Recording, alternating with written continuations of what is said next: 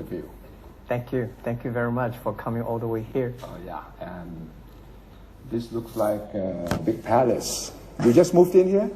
Well, we moved in for 3 years, but this is our office because this is very Chinese and traditional office. I want to, no matter how modern you are, but you have to keep the traditional heart in your heart. Yeah. Keep the roots. Yeah, keep the roots. Yeah. Don't. And this picture, I was looking at this picture. Yeah.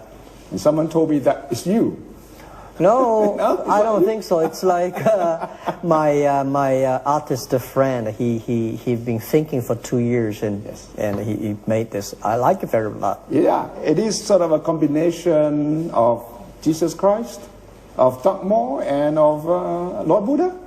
That's what he said. He's the combination of that, the Western and the Eastern. Yes. But the very important is you have to do things with great mission. Mission. Yeah, mission driven and value. Yeah, Sense of mission. yeah. The pace that you are working on is really amazing. I've been here only 2 or 3 days, and I have been reading about new things that you have just launched. Number one, you have launched or soft launched a cashierless coffee shop. Yeah, yeah, The second thing, you were talking about the 5 big new trends, yeah. which after I read it this morning, I thought, yeah, this is exactly what the whole world should know about. Yeah.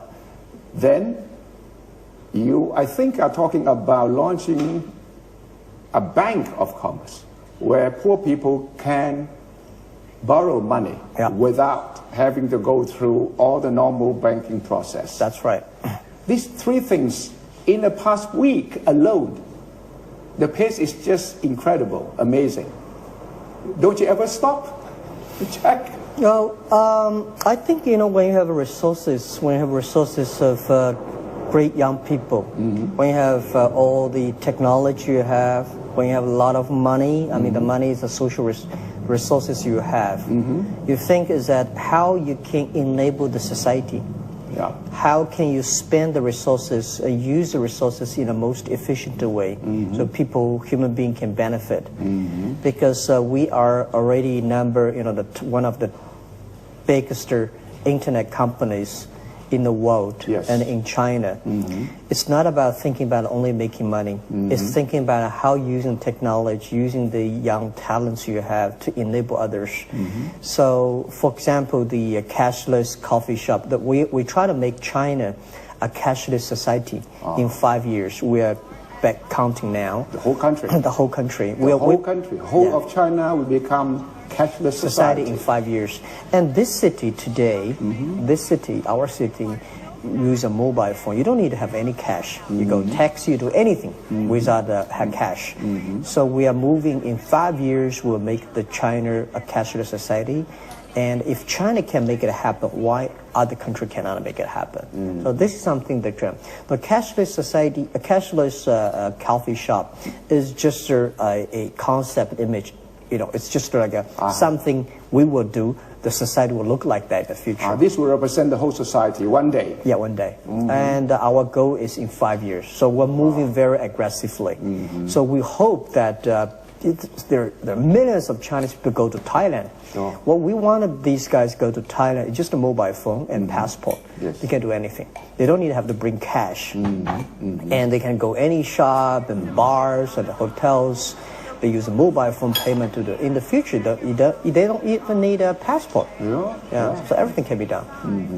So talking about Thailand, do you plan to visit Thailand again soon? Yeah. What are you going to do in Thailand? I'm expecting to visiting the Thailand this year.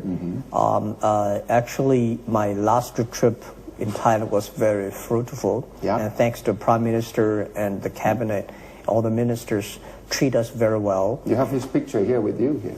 Picture of Prime Minister Prayut with you. Yes. And I remember the wonderful days I had in Thailand and talking to the young people there and business people there. But since I came back, the king passed away. And if you saw, I know that Thailand's whole country is in a big sorrow. So we said, let's wait for a while. And I think we're getting deals progressing, but not in a big size. So I'm thinking about going there this time, taking our CEO and our team, Alipay, logistic, e-commerce, together go to Thailand. So the whole package from Alibaba. It's a whole package. We want, based on the achievement and the agreement we had last time, so we were upgrading our partnership there. You already have Lazada. Yeah. And Lazada is quite active in Thailand and Southeast Asia. Good. You already have taken up 83% of Lazada, Alibaba? Yeah, 80-something% of the Lazada. And Lazada is like e-commerce company, Southeast Asia. What we think about is how can we help Thailand to be more connected to China market, to be connected to the Southeast Asia market and to the other country.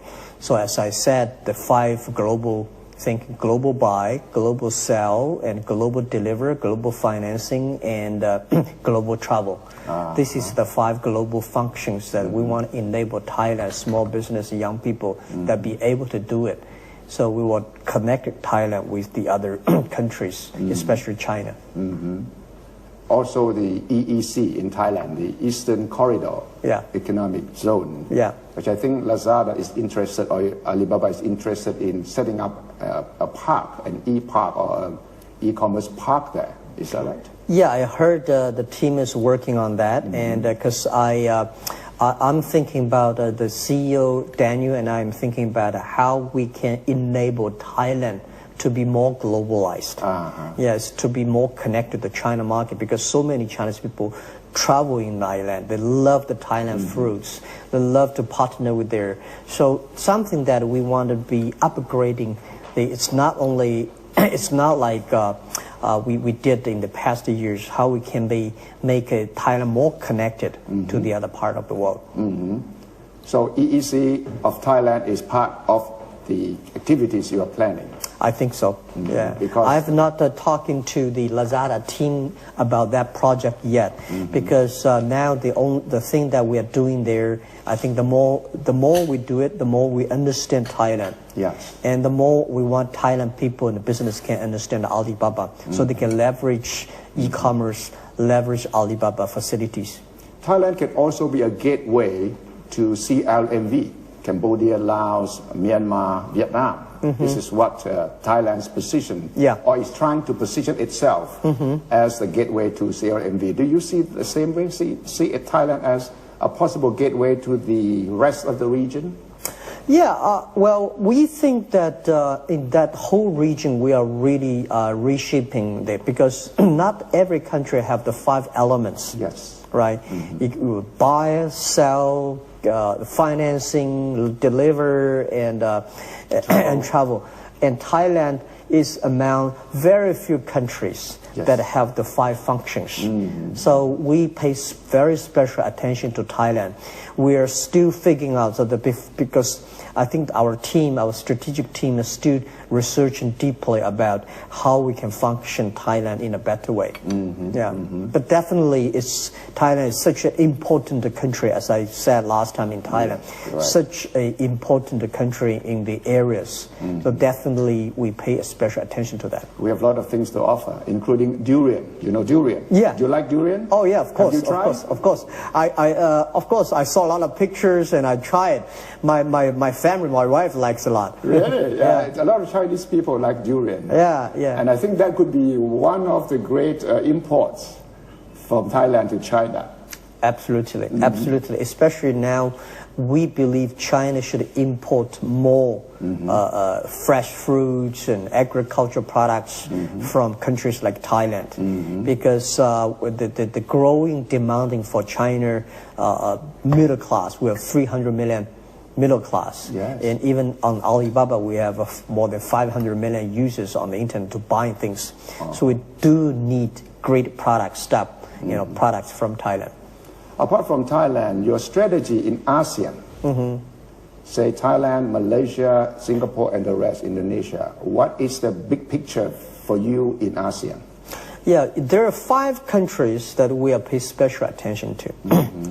we visited Thailand first, and the Malaysia Prime Minister, he came and he made a quick move and action to making sure that Malaysia is the e-hub for the EWTP of the area. And they built up the first sample EWTP hub there. Yes.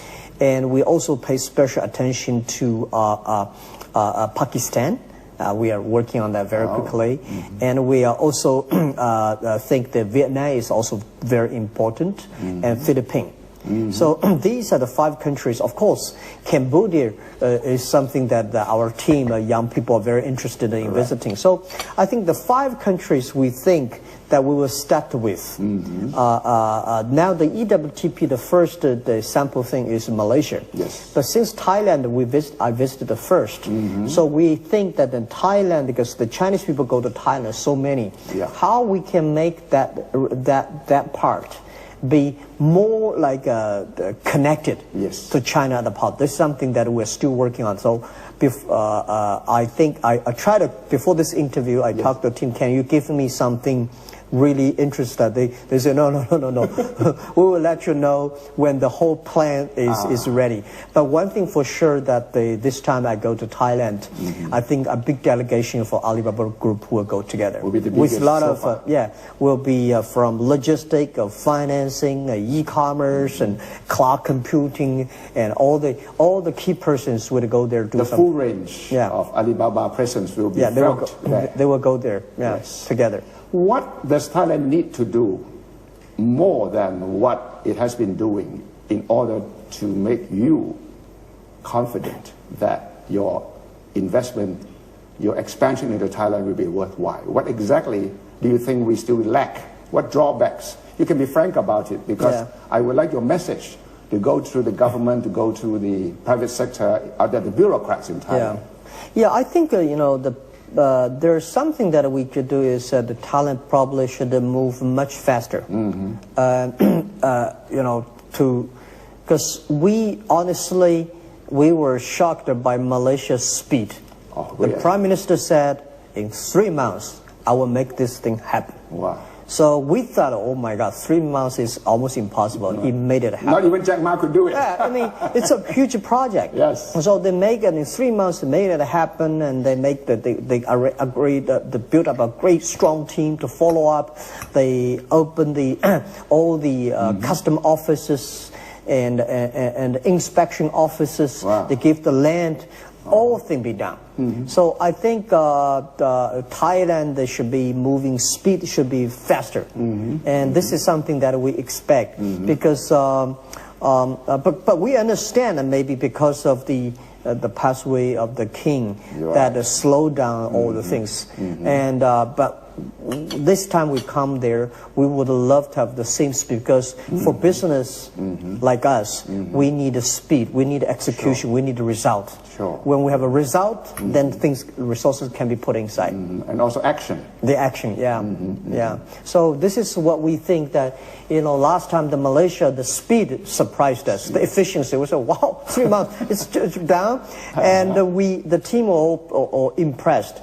So I think did they deliver the goods on time? Yeah, they did. Really in time. Wow. Oh, that impressed us, and that is that is something that we hope, and I believe Thailand can do that thing too, because you have a great talents, you have a very quick move government. So this time we go there, everything we agreed. We just to get things done. Yeah. Some of the local and regional e-commerce companies, medium size, small size, asked me to deliver their concern to you that when Alibaba comes as a big sweep, then you're going to wipe them away. How can they survive with Alibaba? How can Alibaba help them? Because if you come in and you take over most of the activities, then they cannot survive. You think their concern is valid? No. I think probably people know very little about the Alibaba business model. We first are not interested in local market. We are interested in bringing the local products to the world, to China. This is always our focus. And Amazon and eBay have been worrying about us for a long time, so we never go to America. We say, oh, we'll bring American small business to China. This is what we do. So principle number one, we are not that interested in the local market. Even in India, such a huge market, we just invest in local partners, let them do it. So we are not interested in, we are not focusing on go to Thailand and say, hey, we build up a local e-commerce company, wipe out all the other stuff. No. Unless they need us, unless they say, please come here, and we need that. Otherwise, we are only interested in bringing Thailand to the world. That's number one. Number two, our model, as always, will go to the local country to enable the partners. We never do ourselves. We're finding partners. Lazada is the company we acquired. Lazada is not the company we built up ourselves. But Lazada has a great influence in the Southeast Asia. So we are also improving Lazada model, and we want to making sure Lazada in the future will also enable the local partners instead of doing a lot of things ourselves.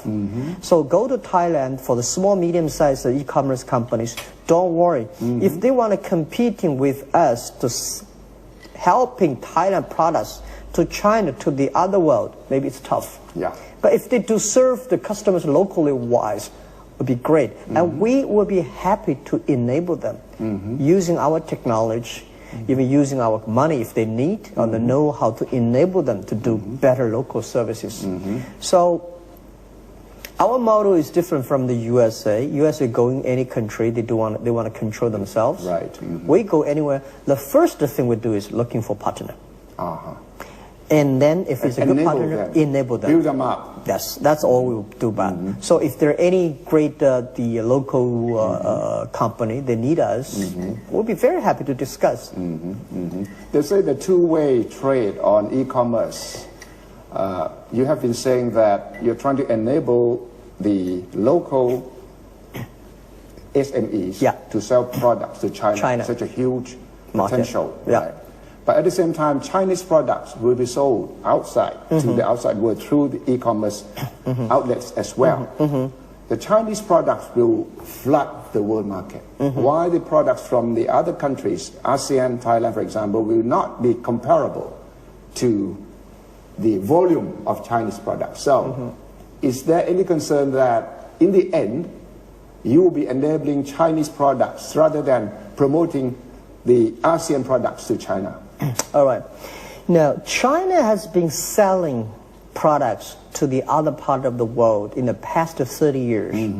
Right? They're so good at that. They don't need us. I don't think that they need e-commerce to do it. And China is transforming from exporting to importing. This is what I believe. This I've been doing everything I could to convince the government, convince the business community in China. China should learn to buy things. Because this land can never be the factory or the kitchen of the world, because destroy the environment. This model cannot sustain. Only you go and in together balanced. That is a healthy country. That's a healthy economy.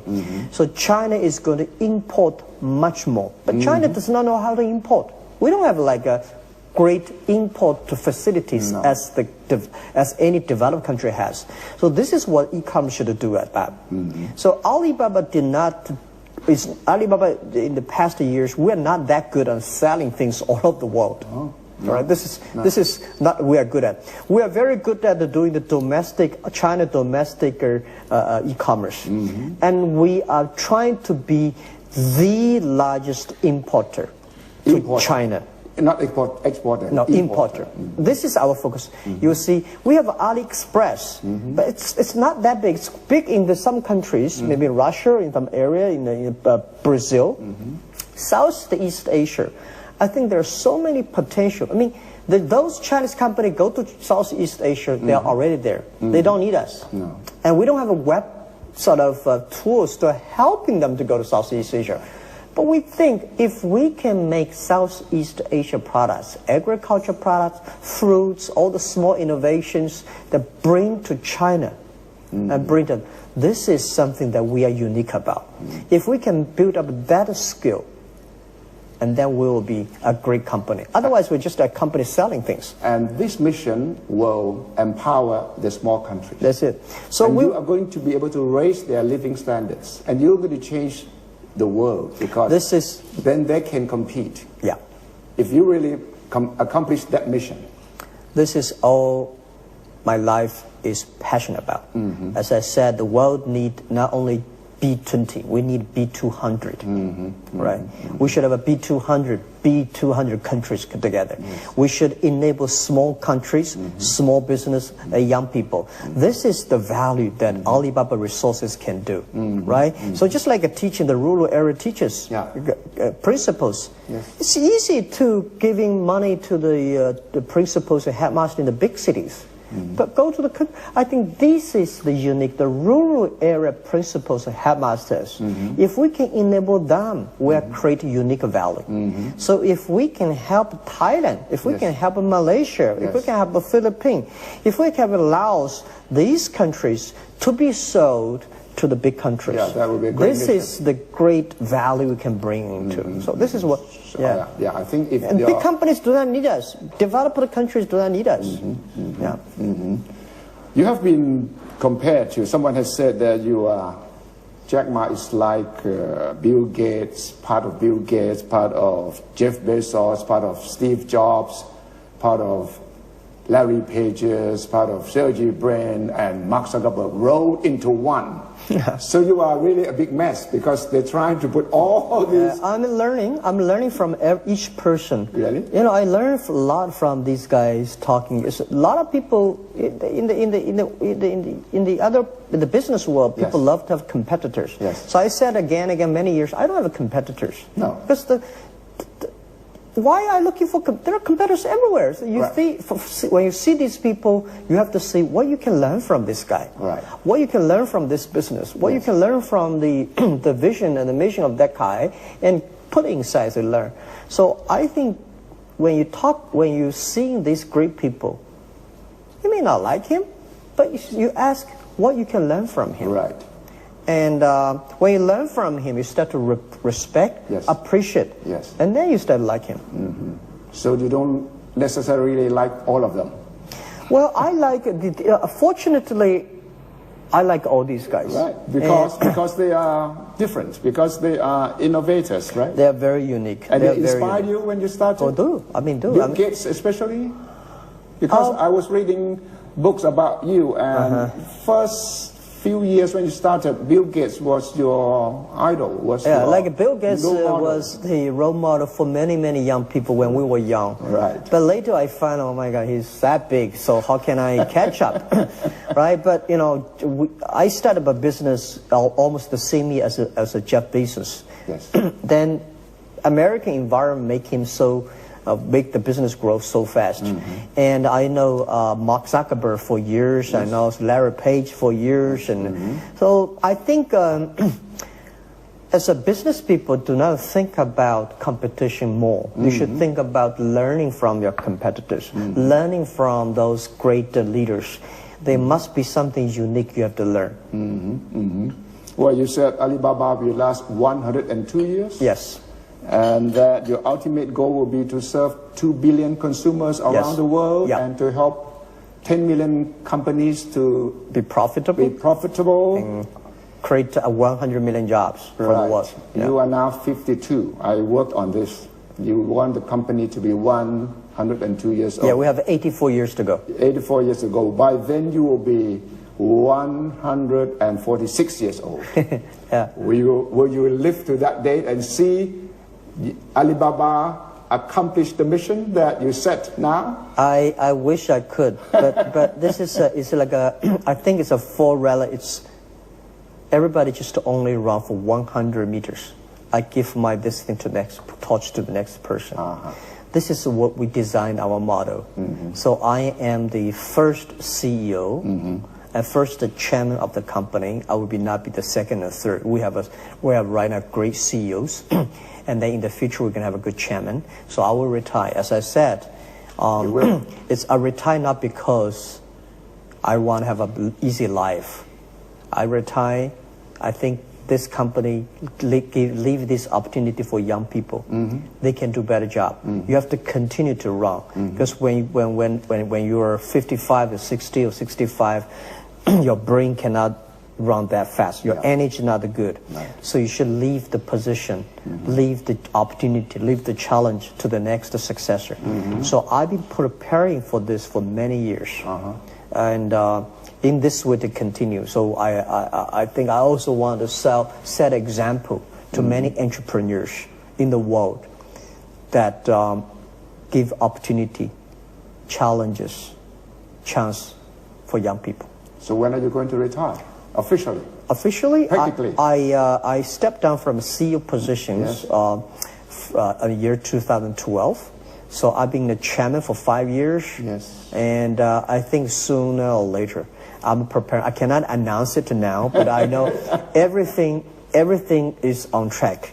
You have to have on track. We have a great team successors, team ready. We have a training leaderships. Right. I have a lot of things to do when I retire. I have. What would you want to do? Jack Ma Foundation. Yes. You know, the philanthropy things I want to do. And Hupan University, Entrepreneur University, to be the teacher. And these are the main stuff I want to do. I have a lot of things. I prepared a lot of things. So you want to go back to become teacher again? I go back to teach. This is something, you know, people, we build up the company. We have the kid, but you do not own the kids. No. The kids have to be owned by society, by himself. So the company, we build it up. And the company should have its own life. Yes. Right? When the child is 18 years old, let him go. You are the father. Don't follow him all everywhere. Right? Don't be there. So I think let him enjoy himself. I can enjoy myself. Right. So I hope the day when I die and then people say, well, he's a great teacher. And he happened to make one company. What would you like to be remembered as when after that? After you die, what would you like the world people to talk about Jack Ma? Oh, he's a great Alibaba guy. Oh, he started e-commerce. Oh, what would be the proudest remarks you want people to say about you? Yeah, probably he is a teacher. He's a damn good teacher. Yeah, he's a good teacher, and very unique person. Yes. And happened to make a company called Alibaba. I mean, that's it. Yeah. So Alibaba is one of my.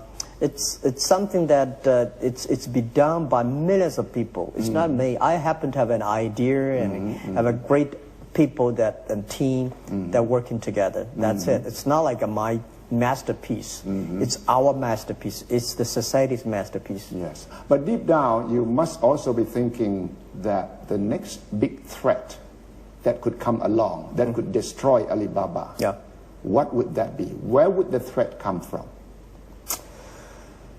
Small guys working in the garage like, you know, Bill Gates when he was young, or an English language teacher somewhere out there in the western part of China, something like Jack Ma when he was young. Where would the threat against Alibaba come from? If the threat from some garage, some great ideas, innovations, it's great. You won't, I mean, this society, you won't be against it? No. This means the society is moving fast. The society is making progress. More people can benefit. I'm happy about that. So I'm quite okay. I will be excited if there are small, tiny companies in a couple of years. They are more better than us. They replace us. They disrupt you. They disrupt it. That's fine. Yeah? Yeah, that's fine. You worry about it? I don't worry about it. Are you prepared for it? Yeah, of course. Because every company is like a human being. They grow, they were born, they grow up, develop, they die, and they get old. This is natural. So that's why I say 102 years, never say 1,200 years. Right? So I'm happy about that. Yes. If you're replaced by better innovation, better social contribution, it's our honor. This is what I send a lot of young people leaving the company when they say, go. Build up a company, do better, believe in the mission. If you bring the mission of Alibaba, enable others, and one day you've been bigger, replace Alibaba, destroy Alibaba, I'm happy about that. You think you'll be happy? But we don't like to be destroyed by some stupid action for the government actions or crazy guys just don't like you because we don't like there's some dumb thinking. Because you're big, we just don't like it. Because you're successful, we just don't like you. And because you destroyed my yesterday's model, I don't like it. So there's something I don't like it. So you think fair competition is fine? Fair competition is always fine. We hate the people building up a lot of conspiracies. Yeah. Right. They use the yesterday, the very old way of thinking and then destroy the new innovation. This is something I don't like. And we will worry about that. We do not worry about the fair competition and great innovation, replace us, do better than us. It's fine. Because in the past, you had mistakes and you had failures. So this could happen again to Alibaba. Yeah. That's why we need to invite more young people, more great people. And I should not, many of the companies are built by good people and destroyed by the same group of people. Because when they get old, they get stupid. When they get crazy, they got arrogant. They got So this is why you said once that when you have more money, you become stupid. Yeah, that's true. And when you become rich, you become stupider. Yeah, I worry. I think I'm a human being. Yes. I will be crazy. I will be stupid. Yes. I will get old. I will get slow. Yes. And I found that I'm much slower than years ago. So it's time. You have to be ready. Okay. Leave the job for the other people. Trust the other people are smarter than you are. This is always I believe. I believe the other people are smarter than I am. So there could always be another Jack Ma to destroy the old Jack Ma. There will be millions of Jack Ma in human history. We are just happen to be lucky. I see this very clearly, and I know myself that, as I said, the day when I started the business, I said to my 18 founders, I said, if Jack Ma and his team, if we can be successful, 80% of the young people can be successful. Because we don't have resources. We're not that smart. We don't have that many PhDs, MBAs. We don't have money. The only thing we do is that we believe the future. We work together. Tiny by tiny, we learn from the market, learn from the people. And then one day, when we get old, we stop learning. Yes, that's right. That's right. And then we will die. So why not leave an opportunity for those people to continue to learn? How would disruptive technology like AI, artificial intelligence, and robotics affect you or enable you? We've been doing that for 8 years ago. We started to transform our company from e-commerce to data company. We pay very special attention to robots, to the artificial intelligence, machine intelligence. But the only thing is not only enable us. We always want to enable small business, developing countries. If we can use the technology, our philosophy is always like this. The world should be inclusive. The technology we have, we should be inclusive to every small business, every young people, every developing country. So making sure everybody can do it. So because we're the service provider of this technology, we can charge a little bit, we can be good. Yes. So I don't think the artificial intelligence or machine learning or cloud computing is going to disrupt us. No. Because we think we were using this technology to enable human beings, enable small business. And we're learning that very quickly. And that will also empower your business too, if the small businesses make use of the... Empower others is empower yourself. That's what we think. The trend in the world now is anti-globalization. What is your thinking about that? Because it's impossible. Yeah, because the trend in the United States and in some European countries are against globalization. They don't like free trade arrangements, and they don't like climate change. What do you think will happen to this anti-globalization, I don't say movement, but I say trend? It's a fever or it's a flu. We'll get over it. You get over it? It will get over it because nobody can stop globalization. People, human beings become more mobile. When people travel, you can never stop trade. When people travel, you can never stop business. Right. In the future, it's not that we say it's not e-commerce, it's not e-trade, it's e-business. E-business. We say it's not made in China, it's not made in China, it's made in internet. Everything is connected. You may design in America, manufacture in the Thailand, and assemble it in China and sell all over the world. This will be the future of the world, and nobody can stop it. Not even Donald Trump? No, no. He cannot stop globalization? I don't think nobody can. Nobody can. This is the nature. This is the trend. Nobody can stop it. But I think what Donald Trump, I don't think he wants to stop global trade. He wants to improve it. And I discussed with him about helping small business selling things across the board, enable small business to do global trade. He agreed that. That's why I had a Detroit meeting, very successful, right? So I think the globalization should be improved, right? Should be more inclusive. Should not be determined. You know, globalization did a wonderful job in the past 30 years, right? I mean, but nothing is perfect. It's only 30 years. Compared to human history, it's like a baby. You should not kill the baby because he cries. Right? Improve it. So my job, I think, and our job is to improve the globalization, improve the pure trade to business alliance, to partnership, to enable every young people and a small business can do the business cross-board instead of just the big companies, big countries. So I'm very optimistic. This is a flu. It's just a flu. It's just like catch a cold, and then people got upset, and you take some medicine, you relax, and then think about it clearly, you'll come back. So I bet in 5 years you will see it. But one of the theories about this anti-globalization trend is that the world is suffering from inequality. 1% against 99%, as Bernie Sanders said in his campaign. And of course, you belong to the 1%. The 99% poor didn't benefit from globalization. Don't you think that may be a real problem? That the campaign by several countries, several political groups saying, no, we don't need globalization, we don't want globalization, because a lot of people did not benefit from it. I don't think I belong to the 1%. I have the 1% resources, but I belong to the 99%. Really? Because without the technology, without the globalization, there will be no Jack Ma, no Alibaba. Right. And the thing is that now I'm the person among the 99%, but I have the 1% of resources.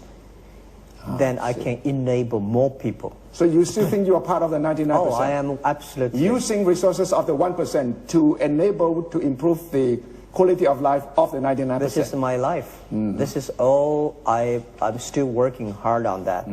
And this is why we make a company can last 84 years. This is why I'm talking to everybody. This is why I spend the time with headmasters, the teachers. This is why, I think the 1% of the richest people, they can only eat 3 meals a day. Right. One bag. What do you use it? So this is why I'm traveling 868 hours flight on the air last year and 1,000. Because, with the resources, you can enable more people. And I'm optimistic about that. We can do a lot of things. You don't think that inequality is a real problem in the world?